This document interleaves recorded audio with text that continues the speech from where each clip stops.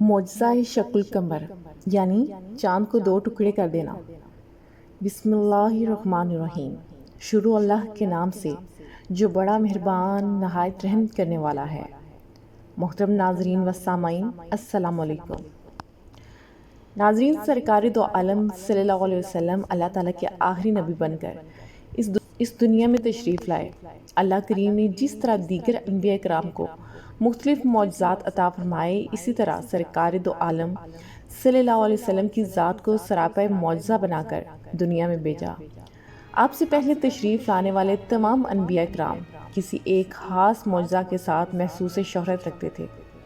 مثلاً حضرت صالح علیہ السلام کی اونٹنی کا معجزہ، حضرت موسیٰ علیہ السلام کے عصا کا سام بن جانا، حضرت عیسیٰ علیہ السلام کا مردوں کو زندہ کر دینا یا مادر ذات کوڑیوں کو تندرست کر دینا۔ لیکن سرکار تو عالم صلی اللہ علیہ وسلم سراپا معجزہ بن کر تشریف لائے۔ آپ صلی اللہ علیہ وسلم کی عادات و اطوار، آپ صلی اللہ علیہ وسلم کا کلام کرنا، آپ پر قرآن کریم کا نازل ہونا، اس سمیت کئی معجزات ہیں جو سرکار دو عالم صلی اللہ علیہ وسلم کی ذات کے ساتھ خاص ہیں۔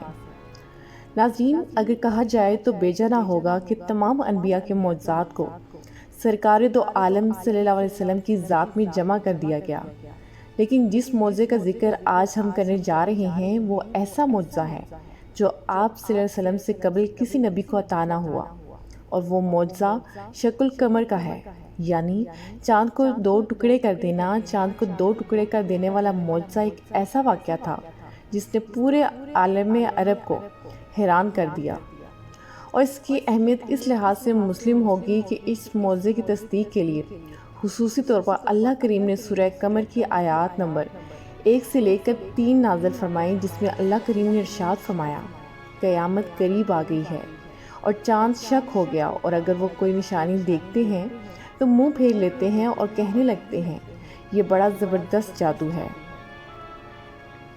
ناظرین، کفار آئے روز ایسے معجزات کا مشاہدہ کرتے رہتے تھے جن کو دیکھنے کے بعد کوئی سلیم الطبع انسان حضور کی رسالت کا انکار نہیں کر سکتا تھا، لیکن عقل کے اندھے ان کو جادو کہہ کر ٹال دیا کرتے تھے۔ آخرکار ایک رات ان کی فرمائش پر شکل القمر کا معجزہ دکھایا گیا۔ مکہ کے سارے باشندے منع کے کھلے میدان میں حاضر تھے۔ آسمان پر چاند چمک رہا تھا۔ سرور کائنات صلی اللہ علیہ وسلم نے انگلی کا اشارہ کیا۔ اشارہ کرنے کی دیر تھی کہ چاند کا کرہ دو ٹکڑے ہو گیا۔ دیکھنے والوں کو یوں محسوس ہوا کہ اس کا ایک حصہ پہاڑ کے اس طرف اور دوسرا دوسری طرف چلا گیا ہے۔ پھر وہ آنا فانا جڑ گیا۔ کفار یہ دیکھ کر تصویر حیرت بن گئے۔ ان کے پاس حضور کی رسالت کے انکار کا کوئی عذر باقی نہ رہا۔ ابو جہل بولا کہ یہ تو بڑا زبردست جادوگر ہے، اس کا جادو آسمان پر بھی اثر کرتا ہے۔ بعض لوگوں نے شکل القمر کی ان آیات طیبات کو قیامت کے وقوع کے ساتھ جوڑنے کی کوشش کی۔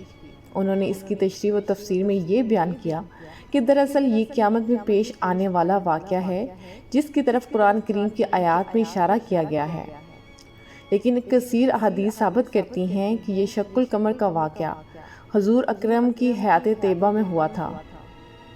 یہ واقعہ ہجرت سے 5 سال پہلے وقوع پذیر ہوا، اور پھر اپنی اس بات کی تصدیق میں کثیر حدیث طیبہ میں ذکر فرمائیں۔ شکل القمر کے واقعے کی تصدیق کرنے والی حدیث کو جلیل القدر صحابہ کرام نے روایت کیا ہے، جن میں سیدنا علی المرتضیٰ رضی اللہ عنہ، حضرت ابن مسعود رضی اللہ عنہ، انس بن مالک رضی اللہ عنہ، جبیر بن مطعم رضی اللہ عنہ، حضرت ابن عمر رضی اللہ عنہ، عبداللہ بن عباس رضی اللہ عنہ قابل ذکر ہیں۔ بخاری مسلم میں ایک حدیث روایت ہے جو حضرت عبداللہ بن مسعود رضی اللہ عنہ سے مروی ہے کہ رسول کریم صلی اللہ علیہ وسلم کے زمانے میں چاند درمیان سے شک ہو کر اس طرح دو ٹکڑے ہو گیا تھا کہ ایک ٹکڑا پہاڑ کے اوپر کی جانب تھا اور دوسرا نیچے کی جانب تھا۔ حضور اکرم صلی اللہ علیہ وسلم نے کفار کو بلا کر کہا، میرا اس معجزے کی گواہی دو۔ نبی کریم صلی اللہ علیہ وسلم کے دست مبارک سے چاند کے دو ٹکڑے ہو جانا ایک ایسا حقیقی واقعہ ہے جس کی صداقت میں کسی کو شک و شبہ کی کوئی گنجائش نہیں۔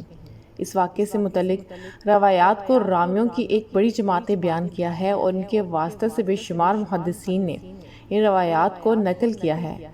علماء کرام کے نزدیک یہ صحیح روایات ہے اور تواتر کی حد تک پہنچی ہوئی ہے۔ اس کو بخاری و مسلم سمیت کئی جید محدثین نے اتنے زیادہ ترک سے نقل کیا ہے، اس میں کہیں سے بھی شک کا گزر نہیں۔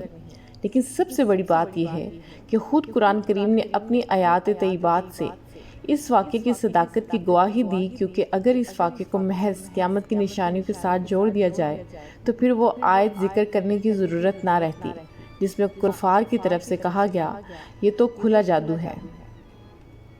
ایک اور حدیث مبارکہ میں اس کا ذکر ملتا ہے کہ شب ابی طالب میں محصوری کے دن گزر رہے تھے اور محصورین صرف حج کے دنوں میں ہی غار سے باہر نکل سکتے تھے۔